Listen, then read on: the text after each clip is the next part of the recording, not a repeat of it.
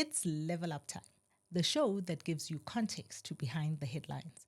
And today we're lighting the match and delving deeper into the illicit cigarette trade. Joining me in studio is Mr. Johnny Moloto, who's the head of corporate and regulatory affairs at BAT. He helps me understand whether a proposed new tobacco bill actually helps the government to reel in a part of the economy that has grown in epic proportions, from dusty border towns to bustling city streets, all the while enriching tax evaders and at the same time taking our country's global positioning as a serious financial player up in smoke.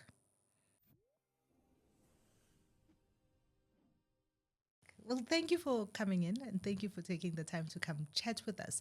I think this conversation is a strange one for many South Africans because when the initial laws around smoking in public and Nkosazana Dlamini Zuma, all of that was the first time that suddenly we were thinking about cigarettes, smoking, and government in the same in the same sentence.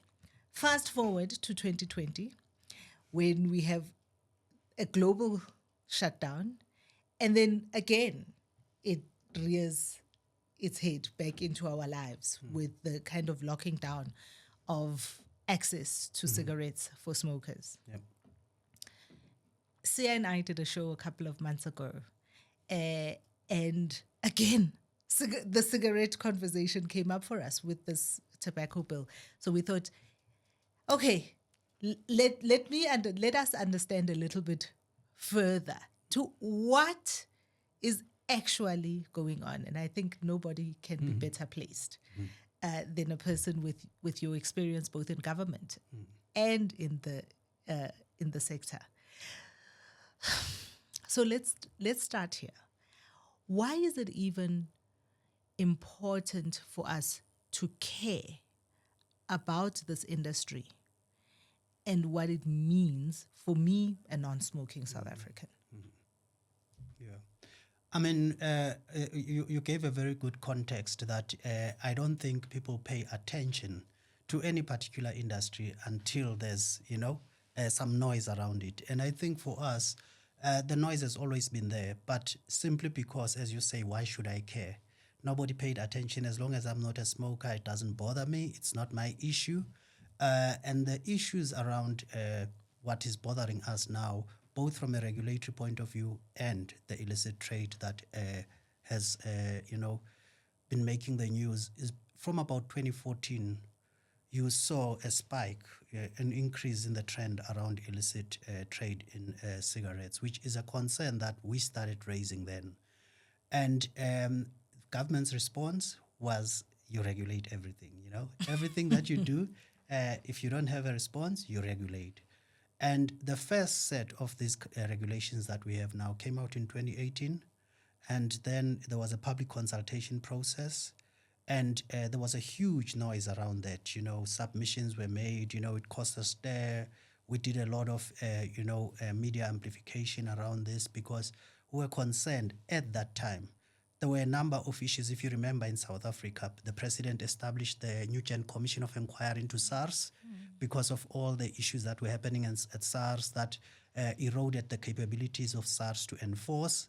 And within the same space, you had all those dynamics around the tobacco bill, which were concerned to say that we are seeing SARS losing its capacity to enforce. We are seeing illicit shoot up, and yet your response is regulation, which will further turbocharge illicit. So we raised those concerns, right? We still managed to participate in the process because we believe in regulation. We believe that we should be regulated. Any industry that trades in this country, there should be a level playing field. That is the intent behind regulation. As long as it's evidence-based and it's based on a proper socioeconomic impact assessment, right? We know that the product we sell is harmful. Hence, when you do that, you balance between the economic opportunities as well as the social and health impact. But none of that was done. Okay, wait. I think let's take a step back. Sure. When we talk about illicit cigarette trade, Yeah. right? For a lot of us, Yeah. I don't even know Exactly. who's real Yeah. and who's not. What does it even look like to be a fake cigarette? Yeah. Yeah. Right? Let's talk about that first. Okay. So that we understand what that is, and then we'll talk a little bit more about the regulation around And it. it's a fair point because illicit cigarettes have a number of characteristics, right? It could be smuggled product, it could be counterfeit, it could be what is called illicit whites. Those that are sold outside packs. We don't get most of those here that are just plain whites, right? But in South Africa, the biggest driver of illicit trade is what we call duty not paid. So those are tax evaded products. So they basically do not pay any excise duties or VAT. So basically, every year, we all know when the minister announces The his sin budget, tax. starts with the sin taxes, right? Those are the taxes we're talking about. People may not understand what excise is, but it's the sin tax, right? So the minister will always start and saying, we are increasing sin taxes. We start with tobacco, alcohol, and I drink, so I'm listening very closely. Exactly, right? Those are the taxes that we are talking about. So over the years, they were hovering from about 16 and so on. They've increased. Today, they sit at 26, 22, including VAT for a pack of 20 cigarettes, right? So the way it works in terms of sin taxes, so that the audience also can follow, right? The way it works for sin taxes in tobacco, it's a duty at source. By duty at source, it means when you are about to release a product into market for consumption into the market as a manufacturer, you declare to SARS that I'm going to release 100 million sticks for consumption in the home market. And therefore, SARS will invoice you for the duty that is due for those cigarettes. Even before you sell Even them. before we sell. Okay. So these are taxes that we as manufacturers collect on behalf of SARS even before we place product on the market. So let's just say for argument's sake, today is 2622, right? As per the latest budget that the minister announced. So therefore, you need to actually make provision for those taxes. And then once the product lands in market, the retailers, the distributors, all the value chain, the entire channel will have to then start adding their margins, right? Your distribution margins, retail margins, and so on. So then that's where you start making your profits. So how then, when just the tax alone is that much, can you sell a pack for 10 rands? How do you afford? Even if you are running a loss leader, you can't run a loss leader of your whole portfolio. You can have one loss leader, and then the rest of your portfolio should be selling at market value. How big is this industry? How big is the cigarette industry in South Africa? The cigarettes we count in sticks, right? Okay. Currently, because we do, at least for us, we do base this on evidence. Every year, we do a market sizing, right? We commission a study. The researchers are in field now. We've commissioned for the 25 iteration. Every year for the past couple of years, I would say 6-7 years, we've been doing the same thing. They are in market now. We'll have the results probably towards the end of May, early June. So we size it in terms of sticks. The market is currently at about 37 billion sticks, right? 37 billion sticks. Wow. Of those 37 billion sticks, 6 billion sticks are smuggled product. They come from across the border, right? Largely the source is Zimbabwe, right? Because it's a big tobacco growing country. Well, okay. I do want us to talk a little bit about the value chain. Yes. So we'll come back to that. Yes. And then the rest is produced in market. That's why South Africa is an outlier. We are one of the countries where our problem is homegrown. The illicit manufacturers are right here at home. To give you a view, amongst the three multinationals, ourselves, Japan Tobacco International and Philip Morris International, we declare, I think, about 7 or so billion sticks. All the other 13 local manufacturers combined, they declare 2 billion sticks a year. Wow. Right? So how is that possible? What do they do with all that capacity? Yeah. So our view is that that declared amount of cigarettes for excise payment is to make sure they are compliant with their license requirement, because you have to show that you are trading, right? So therefore, there's that big delta of that 21 billion sticks that we are talking about that makes up the rest of the number. So give or take 18 or so, 19 to make up that delta. So it's a vast market. That is why you can see them every street corner that you go into South Africa, tabletops, bazaar shops, except the key accounts, which are your formal channels, Yeah. Well, okay, let's talk a little bit about you. You mentioned 13 manufacturers, 13 other manufacturers. And we know that Japan, what's it called? The Japan Tobacco. Japan Tobacco, Yes. BAT, and Philip Morris are all multinational companies. And in the value chain of cigarettes, Zimbabwe, having historically been a tobacco grower of the plant, how does this value chain work? Where does it start and how many people does it employ? Do we have local in South Africa growers as well as manufacturers? What does it look like? What does it look like in terms of people engaged in this environment? So Zimbabwe, I mean, tobacco growing contributes a significant amount to the GDP of Zimbabwe. It's a massive, I would think they are third in terms of tobacco growers in the world. They are quite massive, right? And but Zimbabwe has a very low smoking incidence, right? Not many people smoke in Zimbabwe. So, but they have excess capacity that they produce. Hence, they can be able to export. Let's call it export because it's a combination of both, right? All of those cigarettes into South Africa. A lot of it, due to our porous borders, is product that is smuggled into our market. There was a big bust what month are we in?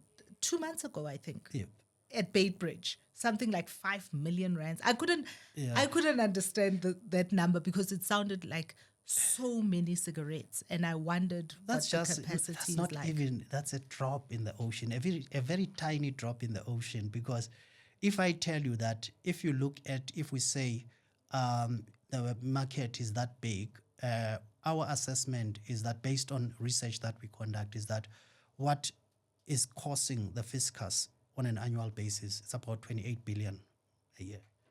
28 billion that's not collected, right? So that's the size of the illicit market. Now, we may argue with different researchers and other sources, but it's a sizable. I mean, we estimate illicit is about 75% of the market. The Universities of Cape Town's research unit on excisable economics estimated at 60%. It's still massive. However you look at it. That's more than half. Yeah, it's still massive. Who benefits? Of course. Who gets this money? Of course, it's the illicit manufacturers. It's all the people who run these factories. They are right here in the country. Some of them not even 60 kilometers from SARS, very close by, right? And by the way, the research spits out what it spits out, right? Because when we conduct the research, the methodology they use is a simple one. They just go into a store and ask, just give me the cheapest you have. They don't ask for any brand, just give me the cheapest you have. And you do that across a number of provinces. We do this nationally typically, and it will spit out the numbers, and it will tell you this is brand A that belongs to manufacturer A. So, and the biggest provinces that have always been a problem, we've always had KZN, Free State, Western Cape, and Gauteng. But now you see Limpopo as well from a lot of smuggled product, right? And all those manufacturers, right now you have 3 big ones in the main because you see their products everywhere. And, you can go yourself and pick up a pack for less than 26 Rand 22, right?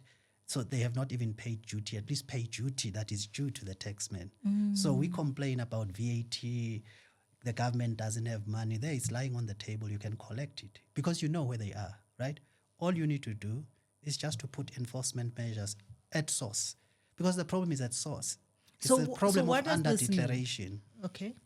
And let me answer your other question before you do a follow-up. You were asking in South Africa, do we have growers? I think it's an important question to answer as well because we do have growers that have also been severely impacted by, your illicit trade because They have traditionally sold to us their leaf, and we've brought 90% of their leaf. But as we have declined over the years, they've also declined. So the value chain, there's a knock-on effect, right from the retailers in the formal channel to ourselves as manufacturers, the processors who process the raw leaf or green leaf, and right up to the growers. So the growers have been shrinking over the period of time, whereas the guys on the other side are actually growing. The growers are doing very well in Zimbabwe. So these are the problems that we have. So it's not a victimless crime, right? Because when you go further down into the value chain, you realize that we used to have black farmers, they're gone now, right? And tobacco typically in the legal space has got a massive multiplier effect. For every single job you create 92 more across the value chain, because there will be people, who will be doing distribution, who will be doing working in retail and so on. So huge multiplier effect. So you erode all of that goodwill, all of that opportunity. Right now, you had the latest unemployment numbers. In the first quarter of the year, we lost 300,000 jobs. And these are jobs that you could have easily provided for had you actually, all you needed to do was create a level playing field. You don't need to treat anybody special. Treat everybody equally, right? So, so the cigarette manufacturers, cigarette brands are hurting. Yeah. And you said yourself, this is an industry that also has a harm factor. Yeah. So young people, old people, Yeah. and the impact on health Yes. is also on a multiplier, right? And for those people who say, well, maybe this is not a bad thing, let the industry eat itself up and it will die out. Actually, Can not. it die out? Actually, not. In fact, it's growing. Since COVID, during the period just leading up to COVID in 2019, you saw a slight decline in the illicit industry and a slight uptick in the legal industry. The Revenue Authority collected more money than they collected in the previous year because the products that were sold legally were paying more duties. Post-COVID, that shot up. So if you are going to say, let the industry eat itself, there is nothing that persuades me, at least, to say that the government is doing anything to reduce. Because remember, with the increase in illicit trade and reduced prices, that also encourages consumption. So it's not eating itself out. And it's the same argument that is made by the Ministry of Health, where they say, with these new regulations they are trying to put into place, when we ask the question that you failed to enforce the current act that you have in place, how are you going to enforce this one? They say it's going to be self-enforcing. It's actually false, because what you are seeing is actually a dog-eat-dog world. The illicit players do what they want. They do what they want. They do as they please with impunity. In all this time that we've raised this issue, we started sounding the alarm bells around 2014 thereabouts, and nothing has been done about it. So what is to convince us to say that it will eat itself up? There is nothing to... All it does, it's actually say to people, actually crime pays. Well, look, I had never heard about the cigarette bill until we had a conversation about health with a member of the portfolio committee. And he tried to explain to us what it is, and I still don't think I quite understand it. Okay. Maybe if you could explain to me what this bill is, Yep.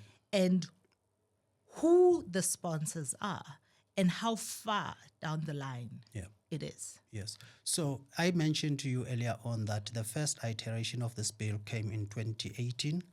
We made all the submissions and it came really to nothing. And I think the intent... What do you mean came to nothing? The submissions? Not everything. Then we saw a new version of the bill emerge in 22, this current one, right? Okay. Yes. And the process started again. We had to make submissions again. We understand the intent. The intent is that the current Tobacco Products Control Act only controls tobacco, cigarette products, tobacco products. This was before the advent of what we call new categories. So your vapor, your modern oral nicotine pouches, heated tobacco products. These were not there when the initial act was promulgated. So it Does needed it include Hubbly Bubblies? it didn't. The current act doesn't. It is a tobacco product. It is regulated as a tobacco product, but in its current format, it's still, I would say, semi-regulated through the Customs and Excise Act. But in terms of proper regulation, end to end, no under 18 sales, where it can be sold, what are the taxes on it, and all those kind of things. The act was behind the times, right? Hence, you needed to update your regulation. That's why I'm saying we're not opposed to regulation. We support regulation, but the regulation must be evidence-based. And South Africa has a very long, rich history of doing very proper regulation. Over the years, we've lost that capability or interest in doing things the right way. So now it's about, here's a problem, my solution is regulation, go for the most extreme regulation. We don't care what the consequence may be. So this is a very bad bill because it doesn't do a proper socioeconomic impact assessment. What it seeks to do is take a prohibitionist approach. So it's almost like a ban in most Prohibitionist. Those are fighting words. It's true. If you look at a lot of the measures that are put in this tobacco bill, a lot of it are restrictions rather than regulations. And immediately you do that, if you can't enforce those restrictions, you further stimulate non-compliant behavior. Where we come from, we also part of that journey of saying we have also evolved. Most of us, at least from the multinational space, we now have these new products. And these products are also in recognition of the changed landscape. How do we reduce harm of the products we sell? Can we offer the current consumer of tobacco products who still wants their nicotine, but in a different format that is less harmful? Because the biggest harm from cigarettes comes in the act of combustion. When you light it up, when you fire it up, the smoke that it emits contains a lot of toxicants. This is where a lot of the dangers of smoking comes from, whether you are the consumer or passive, right? So now with these new products that have gone through a lot of innovation, so if you look at your vapor, for example, you don't combust. It's a liquid that is flavored, that contains nicotine. Some of it doesn't even contain nicotine. But you are affording the consumer who struggles to quit. Because, the old adage, from the old school of thinking in government was quit or die, right? Well. Right? But we know that it's not been as easy as that. You've had Nicorettes, that have not worked. So we are saying that there are opportunities. We recognize we want to reduce the harmful impact of our product on the consumer. So those consumers, let me emphasize, adult consumers who struggle, who have tried, who struggle to quit, but would like to reduce their own impact and exposure to tobacco products. Here are alternatives. So you provide them those alternatives. So vapor still emits a vapor, which is not smoke. It contains nicotine. But on the risk continuum, if we're saying at this end, the highest risk is your cigarette, and you go down the risk continuum, you have your tobacco-heated products, then you get to your vapor. At the end of the spectrum is no smoking at all. You're risk-free. Look, I think when you talk about risk and health impact and eventually death, as it were, these are, for many, many years, well documented about the tobacco industry. Yeah. And yet one of the big regulations we have in South Africa, I come from an era where there were big, like, parties sponsored by big cigarette, because of the change in the way that advertising or actively seeking new customers was allowed to happen. From the days of Lexington, Yona. Advertising, right? Yes. To where now there is even talk of white labeled packs that don't have branding at all, right? It doesn't take away the fact that this is an industry that is extremely lucrative to people that are in it, and also an industry that does have significant risk. and extremely exciting for young people because of the way that it has been positioned. So, what do you believe is the way to go about reducing risk, particularly for young people, for a government that is already got an overburdened health system? What should we be doing? And yeah, you said you didn't understand the bill. And yeah, you're talking You just explained it, yes. Actually, you've just mapped it out so well to say that, you've seen yourself the evolution from the time where there were freedoms to advertise right up to, now you are seeing a lot of, these, I would call them restrictions, but let's go with regulation, right? And it's a lucrative business. Used to be for some of us that are compliant, but it's very, very certainly lucrative for those that don't have to play by the rules. Definitely. If you don't have to pay a cent in tax, definitely your pocket, everything is profit for you, right? So certainly extremely lucrative for those. For us, definitely not, because I would tell you in terms of my company in particular, since 2019 to date, we have lost 40% of our volume, right? And secondly, we've lost close on 53% of our headcount. The illicit players are growing, but they contribute nothing to the economy, right? So if you talk about lucrative, talk to my former colleagues who have exited the business. Talk to the value chain that has been impacted to this. They don't see it like that, right? But the illicit players, certainly, they are thriving. They are doing very well. So that's addressing the issue about how lucrative it is. And by the way, government is not seeing a cent of this. And neither is that money available for us to be using now. Now you have various political players at each other's throats about how to manage the budget, when actually this is the money that they've been losing. It's not just us, by the way. The illicit economy generally, because they learned from the tobacco industry how they can get away without actually being compliant. So the illicit industry has grown from the zamazamas, the alcohol sector. So it's massive, how the illicit industry has grown. Textiles has been a big problem for years. Now, if you look at that and you say that the industry is still lucrative, and by the way, let's not forget the consumer, because the consumer is a consumer that is as a victim of circumstance, right? Because the consumer is stretched, is unemployed, but still need their fix. So they become complicit in feeding this illicit industry because that's what they can afford, and they go there. If you wanted to talk about reducing incidents, right? Cigarettes were not meant to be cheap. That's why the tax is on them are so high, right? That is why because excise tax, remember, it's a tax that is intended to discourage consumption of a product. Whether it's sugar tax and whatever, it's the intent is to reduce that, right? But it's not doing that because they are playing outside the four corners of the regulations. Yeah?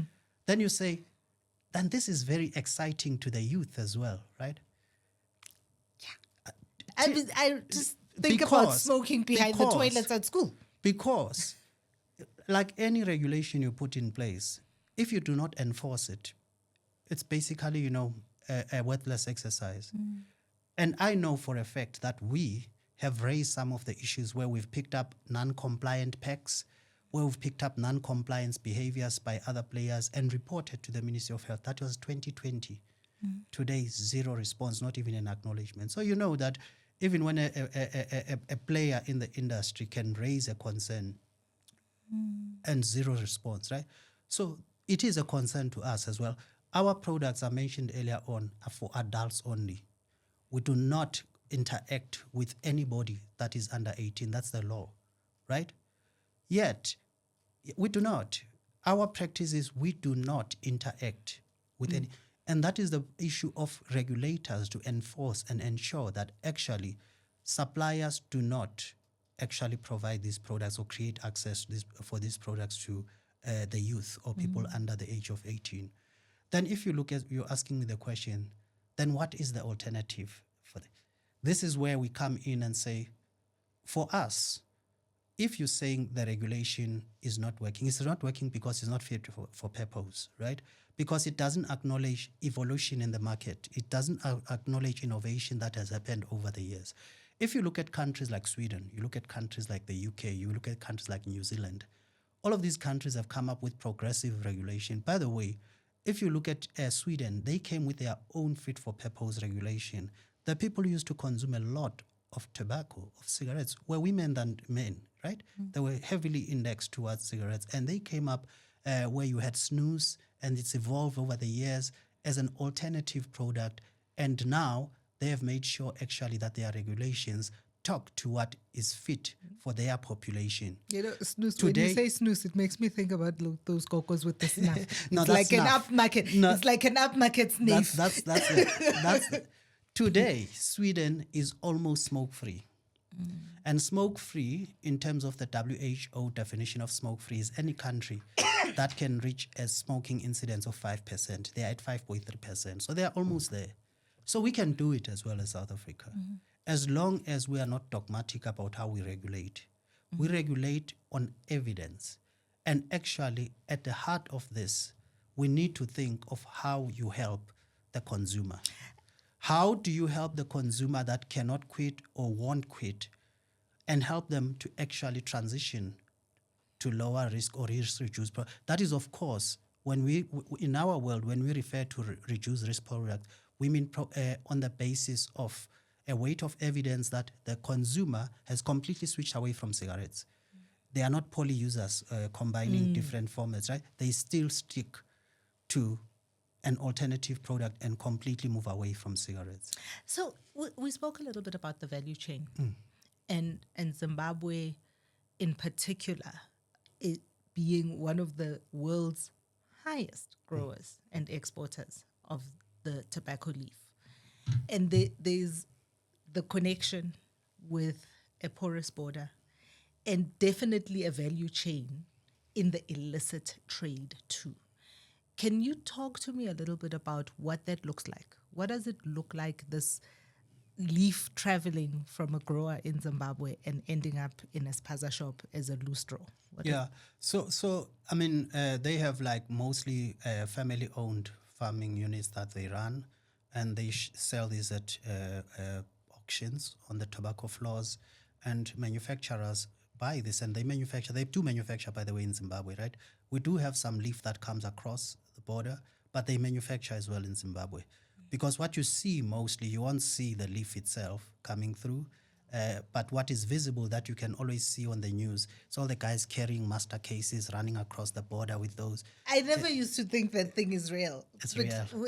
As I was getting ready for this show, It's I mean, I real. think the number of times It's real. that I've seen images, that I've read articles, and hence the article that I just read about last month, even coming through Baitbridge, and another one coming from the port as well. So it's Musina not just as well is massive. It's a big problem. We all know that South Africa has porous borders. You require a massive amount of resources to police those borders. And we are not, unreasonable in saying that you can fix all these problems overnight. But the ones that you can quickly fix are the ones that are right here at home. Those ones, it's quite unacceptable that so many years. I mean, you may not have heard about, the illicit trade. You may not be aware of the intricacies of that. But the New Gen Commission was big. And it revolved around largely the unit that used to enforce against illicit tobacco. So that was big. That was something, it's factual, it happened, right? Because at the heart of this was exactly this industry. And to date, we have not seen any meaningful enforcement. And by meaningful enforcement, I mean where you start seeing the kingpins behind bars, when you start seeing prosecutions.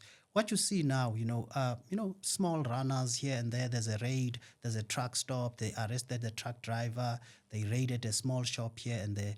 Those won't move the needle. You need to go to source. You need to go to the actual manufacturers. They are known to the regulator. SARS knows them because they license them, right? You need to wonder, why is this business? They license them. Of course, we're all licensed. You have to be licensed to have a business, to run a tobacco manufacturing facility. So they are.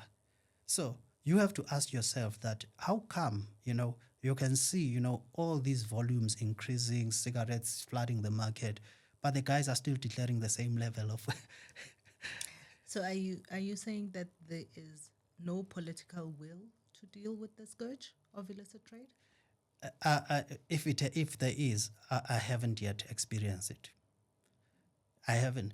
If we look, for example, if we say we have a crisis as a country, because for me this is crisis, right? Because this has actually, the problem is not as small as we think it is. Because if you had seen that Gold Mafia documentary, I did. then it showed you how the guys are able to take the proceeds from illicit tobacco, fund other illicit activities, gold smuggling, money laundering, human trafficking. So it's massive. And all of this comes because you can convert your cash from cigarettes very quickly to fund other things. And this money exits the country. It's money that doesn't find its way into the fiscus. So if we start to say in the country we had problems of load shedding, and affected all of us, we paid attention. Today, we're all actually scratching our heads and saying, well, where is this money going to come from when we don't increase VAT? Even the Minister of Finance is scratching his head to say, I have to find this money. He's saying to you, here it is. Here it is. Simple. Take customs officers. In 2019, where we saw an uptick in legal volumes and a slight decline in illicit, what they did, they took customs officers and put them in manufacturing sites. Deterrence. You saw an immediate return. 3 months, only 3 months they did that for. Wow. And the guys were there to observe what the guys are doing.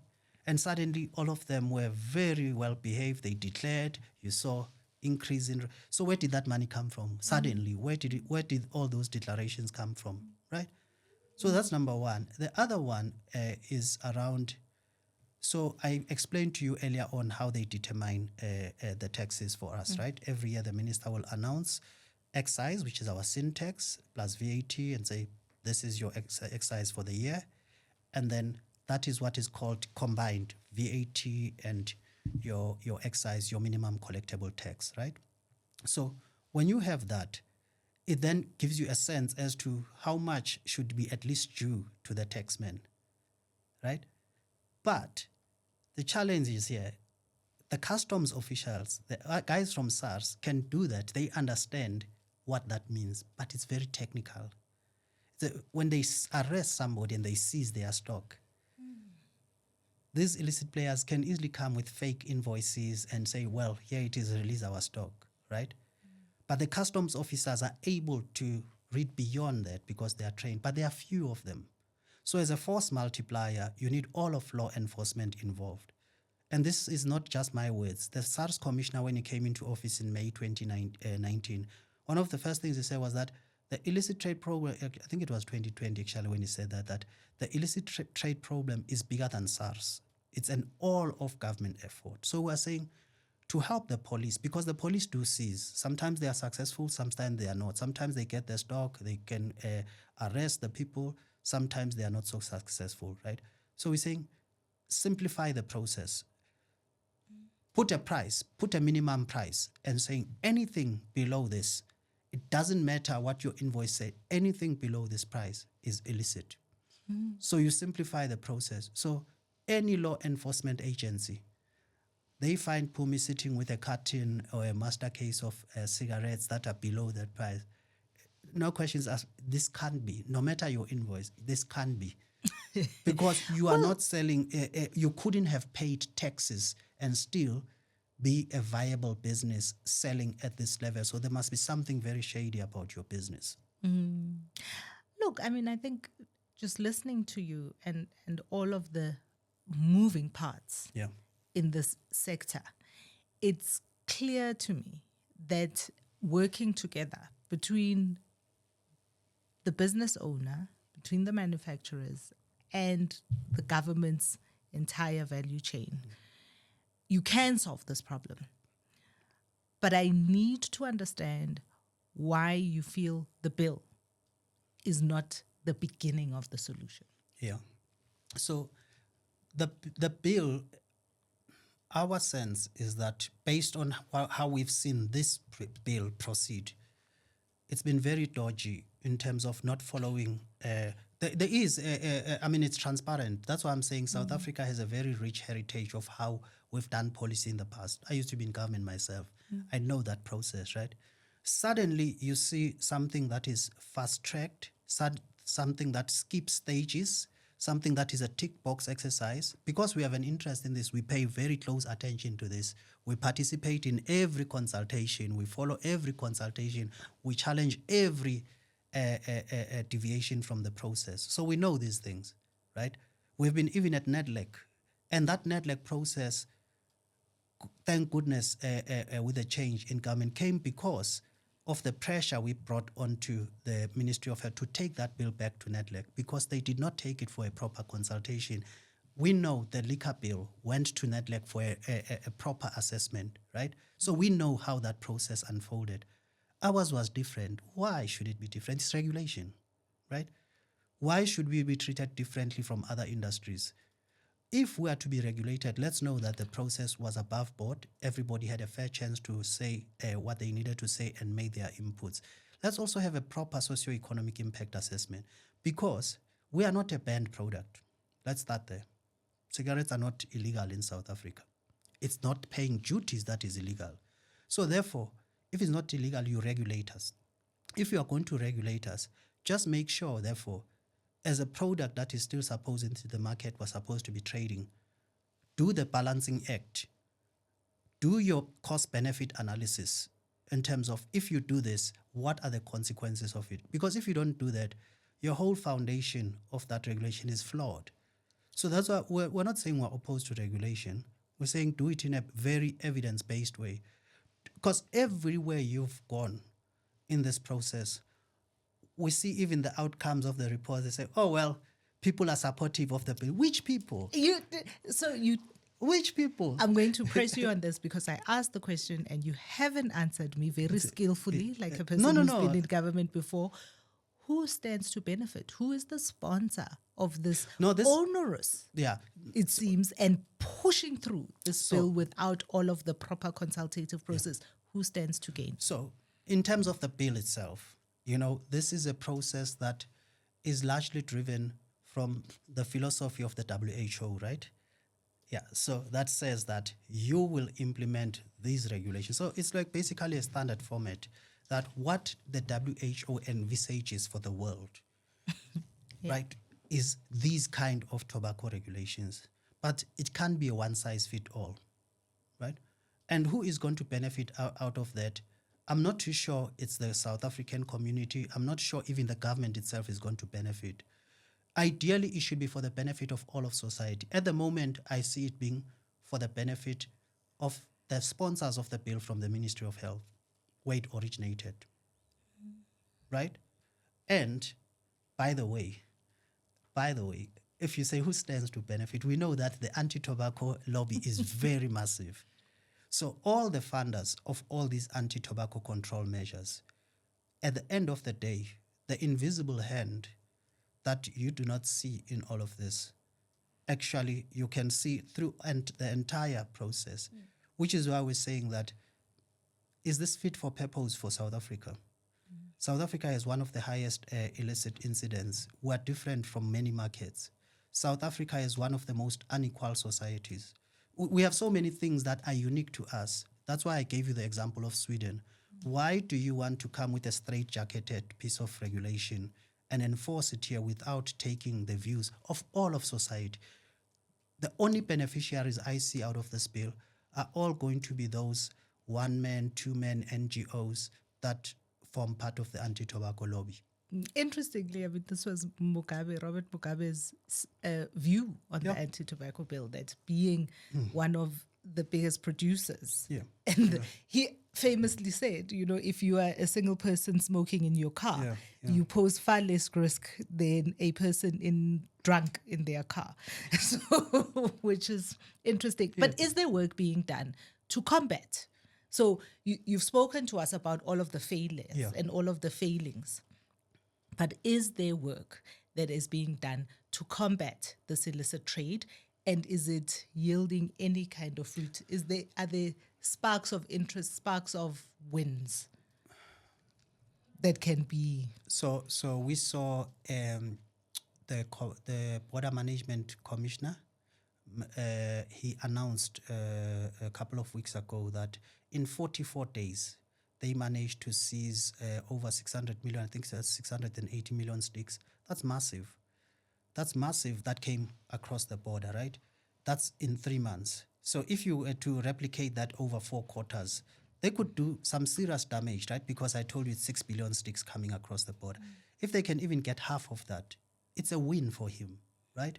Because I think they've made deliberate efforts to make sure that they secure South Africa. They make sure that these illicit products are seized. They prevent that, right? And what we are saying, we're not asking for anything complicated. We know that the country has no resources. And every day we are not enforcing is a day we will not get back. The illicit industry grows. That's why we're saying simplification. Simplify. I know that the commissioner has very far forward-looking measures, AI, technological solutions, but you can do both. While they take effect, you still need to train people to use those tools. You still have to get the investment from government to do that. But put people in the meantime. We're saying this, we saw it work before. It is a tried and tested. It gave you a benefit. Take this measure. And we say to the Minister of Finance, it's within your control. It's a policy measure. It's a policy instrument. Put a minimum retail price in place. And once you do that, you increase your law enforcement agency capability. So you actually respond to the call of the commissioner that this is an all of government effort. So you multiply your forces. You're able to now use the police to just seize product. And that serves as a huge deterrence. Then hopefully, the National Prosecuting Authority someday will prosecute. Don't hold your breath. Some of the major cases, right? Without hope, then Are there major cases or individuals who have been arrested in the process of? I mean, we know some of these cases can take many years. But are there at least arrests happening at those levels, or is it only runners and people at the bottom of the rung that are targeted? We saw a preservation order on one of the big manufacturers, Gold Leaf. I think it was August 2019. And, that case went back and forth. We don't know where it went. We thought, okay, finally something major, because these are the guys also were implicated in the gold mafia documentary. We don't know where that case is. Then there was the one on the CCTV cameras. We have CCTV cameras. We were the first movers. We said, with pleasure, come, we have nothing to hide. And then the illicit players took the government to court. So it's still a ping pong between government and the illicit players in an effort to try. This is not even prosecution. They're not even prosecuting, or they are already in court. This is just about compliance to say, guys, we want to see what you are doing there, right? And the guys ran straight to court. So clearly they have something to hide, right? They came with all manner of arguments why they shouldn't have cameras in their factories, right? There was once a case a couple of years ago in the Eastern Cape that actually made a ruling, but it was a provincial division around, what an illicit product is. And we thought, you could build on that and you can start prosecuting. And there was another one recently that I don't recall the actual name of the case, but it was a distributor whose product was seized, and I think government was successful in that, right? But these are just, sprinklings. I wouldn't even call them green shoots, here and there. What you do need first is to actually show a deliberate political commitment to say that, this is an issue that we need to focus on. Like I said to you, you're only seeing the tobacco industry, but you know that the illicit economy, the illicit, as said in our industry, is about 28 billion a year. The illicit economy on its own, it's over 100 billion a year. Sure. Right? So imagine if you could start tackling some of those syndicates. We had, during the State of the Nation address, the president said they dismantled a gold and a tobacco syndicate. I was like, wow, that's impressive, right? So I went online immediately, let's see combating. I can't find it. I don't know why it's the best kept secret, because we need to know about these things, right? Because if, government is successful in dealing with criminality, because it's a state of lawlessness that you just need to deal with. But so far, that's a long way of saying no. The enforcement that's been there, I don't think it's fit for purpose. I don't think it addresses the things it needs to address. Again, go to source. The guys are right here. You don't have to get them extradited. You don't have to. They are right here. Go and find them. It's much bigger than what we think it is. And I think as South Africans, we have so many things. We're not really paying attention to some that don't impact us in any way. Yeah, and Phumi, the one other thing, still on the question you asked me, I just recalled now. South Africa is right now on the grey list, right? And some of the remaining aspects of why, I think there's going to be a review in June, why we're still there, is because we did all the things that we're supposed to tinker here and there. The biggest one is actually demonstrating that we can prosecute against complicated cases like money laundering, illicit financial flows, right? Here's an opportunity. Start with this industry. You'll be soon off the grey list. And if the ordinary South African doesn't understand the intricacies of the Financial Action Task Force, why we're on the grey list, the Financial Action Task Force certainly does know what is wrong with us. Sure. It's a lot to think about. Yep. It's a lot to think about. And thank you for taking the time Yep. to explain it the Yep. way that you have. Yep. I really appreciate it, and I appreciate your time. Thank you. No, I appreciate you inviting us.